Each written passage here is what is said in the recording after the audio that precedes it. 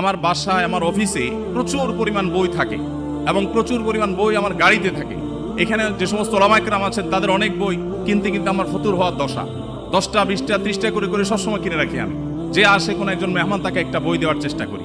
সাধারণত নিজের বই তো সবাই দেয়, কিন্তু অন্য আলেমের বই দেওয়া এটার নজির আমাদের সমাজে খুব বেশি নাই। তো নিজের মনে না চাইলেও নফসকে সাইজ করবার জন্য পরিকল্পিতভাবে নফসের বিরুদ্ধে গিয়ে এই কাজটা আমি করার চেষ্টা করি।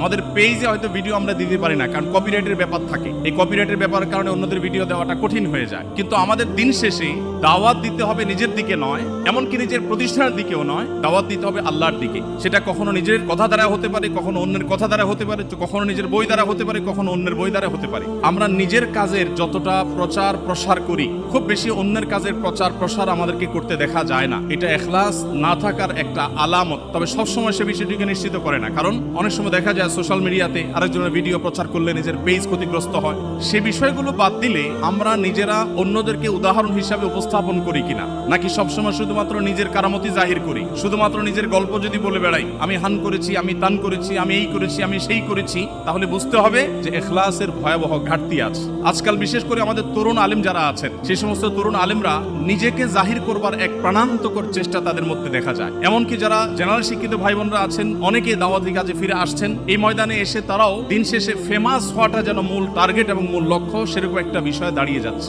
এই জন্য এত দায়ী আমাদের এই সময়ে। আমরা যদি আজ থেকে 30 বছর 40 বছর আগে চলে যাই, তাহলে এত দায়ী মুসলমান সমাজে ছিল না। এখন দায়ীর সংখ্যা যত বাড়ছে, কিন্তু ইখলাসের অভাবের কারণে এত দায়ী থাকা সত্ত্বেও সাধারণ মানুষকে আমরা দ্বীনের দিকে আনতে পারছি না, সাধারণ মানুষকে আমরা আল্লাহমুখী করতে পারছি না। আদর্শবাদী মুসলমান এদেশে সবচেয়ে কম। এদেশে মুসলমানদেরকে আমরা বলি তারা ধর্মপ্রাণ। ডক্টর খন্দকার আব্দুল্লাহ জাহাঙ্গীর রহমতুল্লাহ বলতেন যে আমাদের দেশে মুসলমানরা দুই প্রকার, একটা হলো সেকুলার মুসলমান আর একটা হলো রেগুলার মুসলমান। তো আমাদের দেশে সেকুলার মুসলমান বেশি নাকি রেগুলার মুসলমান বেশি? বুঝে শুনে কোনো মুসলমানের জন্য কোনোভাবে সেকুলার হওয়ার কোনো সুযোগ আদৌ আছে? কিন্তু এই ধারণা আমাদের অনেকের নাই। তো রেগুলার মুসলমান, সেকুলার মুসলমানদেরকে যদি রেগুলার মুসলমান বানাইতে হয়, আদর্শবাদী মুসলমান যদি বানাতে হয়, তাহলে আমাদের দাওয়া হতে হবে দাওয়া বিল ইখলাস।